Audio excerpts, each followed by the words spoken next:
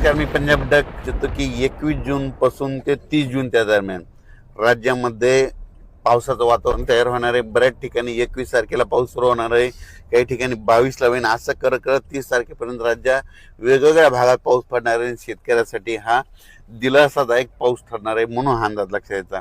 म्हणजे सांगायचं झालं तर 21 जून पासून ते 30 जूनच्या दरम्यान राज्यात चांगला पेरणीयोग्य पाऊस पडणार आहे. तो पाऊस सगळीकडे एका दिवसात सगळीकडे जाणार नाही, दररोज वेगवेगळ्या भागात जाणार आहे म्हणून हा अंदाज सर्व शेतकऱ्यांनी लक्षात द्यायचा.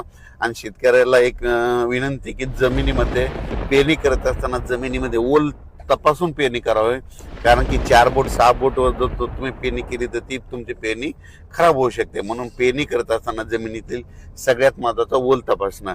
आणि त्याच्यानंतर सांगू इच्छितो की पेरणीसाठी आता उशीर झाला तर उशीर झाल्यामध्ये जर कापूस लागवड करत असत तर सगळ्यात महत्त्वाचं आता अंतर कमी करावं लागतं, कारण की अंतर कमी केल्याच्या नंतर मग कापसाला उतार येतो म्हणून हे लक्षात यायचं.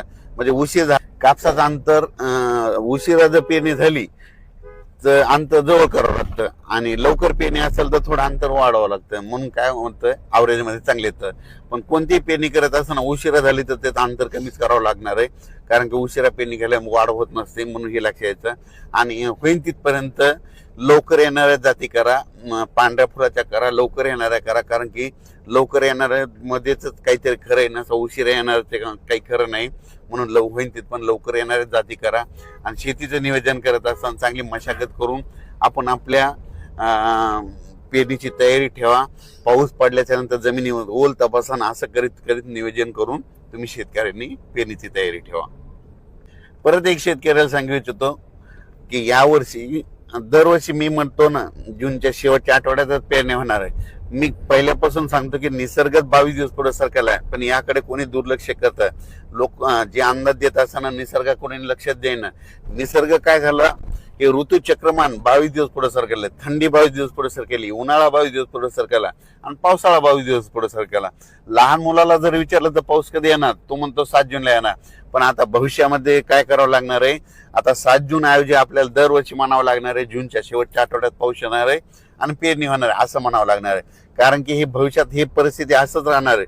पाऊस दरवर्षी 7 जूनला येणारच नाही, फक्त थोड्या भागात पडेल. पण खरी पेरणी मात्र 14 आपलं जूनच्या शेवटच्या आठवड्यात होणार. म्हणून आता 2027 बी धरा, 2028 आणि 2029ला तरी तुम्ही काय करा, वाटल्यास आतापासूनच लक्षात ठेवा पेरणी कधी होणार तर शेवटच्या आठवड्यातच होणार. आणि यावर्षी तशीच परिस्थिती. मी खूप दिवसापासून सांगत होतो निसर्ग पुढे सरकला, पण याकडे कोणी दुर्लक्ष करत, सगळेजण दुर्लक्ष करत होते. पण आता खरी वेळ आली. आता बघा तुम्ही दरवर्षी जूनच्या शेवटच्या आठवड्यात पेरणी होणार आहे म्हणून हा अंदाज लक्ष.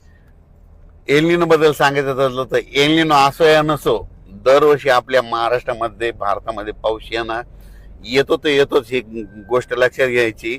तर तुम्ही बघायचं झालं तर बघा आता 21 तारखेपासून पुन्हा पाऊस सुरू झाला की हे सगळं बंद होतं, एल-निनो बंद होतं, सगळंच बंद होतं. म्हणून शेतकऱ्याला सांगू इच्छितो आपल्या भारताला 2 समुद्र आहेत, एक अरबी समुद्र, बंगालच्या खाडीचा समुद्र. अरबी समुद्रामधून जरी पाऊस नाही आला तर शेतकऱ्यांनी एक तारीख लक्षात घ्या, 20 सप्टेंबर एक कॅलेंडरमध्ये लिहून ठेवा. 20 सप्टेंबरला एक पाऊस येणार आणि शेतकऱ्याची ज्वारीची पेरणी करून देणार. म्हणून हे गणित लक्षात घ्यायचं. म्हणून म्हणतो एल-निनो असो या नसो दरवर्षी आपल्या महाराष्ट्रात पाऊस येणार हे निश्चित. एल-निनो तुम्हाला सांगू इच्छितो 15-20 वर्षामध्ये कधीतरी एकदा उद्भवतो असतो. दरवर्षी समुद्राचं तापमान सारखं नसतं. तर तुम्हाला सांगतो हे जे एवढा 5-7 हजार किलोमीटर इतक्या दूरचा समुद्र आहे, ह्या समुद्रामध्ये तापमानामध्ये खूप तफावत असते. 1-2 किलोमीटर 10-20 किलोमीटर तापमानामध्ये गरम गार पाणी होत असतं. म्हणून म्हणतो एल-निनो असं येण्याचं दरवर्षी आपल्या महाराष्ट्रात पाऊस येणार हे निश्चित धरायचं. यावर्षी देखील येणार आहे, फक्त जेमतेम पडणार आहे, सरासरी इतका पडणार आहे, पण परत इथं पाऊस जास्त पडणार आहे म्हणून हा अंदाज लक्षात घ्यायचा. आणि खूप प्रसारमाध्यमातून शेतकरी खूप घाबरत आहेत. शेतकऱ्यांनो जूनमध्ये पहिल्यापासून म्हटलं ना कमी पाऊस पडणार आहे, जुलैमध्ये जास्त पडणार आहे, ऑगस्टमध्ये थोडाफार कमी राहील, पण सप्टेंबर ऑक्टोबर परतीचा पाऊस जास्त राहणार आहे. 13 नोव्हेंबरला थंडी येणार आहे. म्हणून यावर्षी दोन्ही पिकं येणार आहे, एक तर खरीप पण येणार आहे आणि रब्बी पण येणार आहे.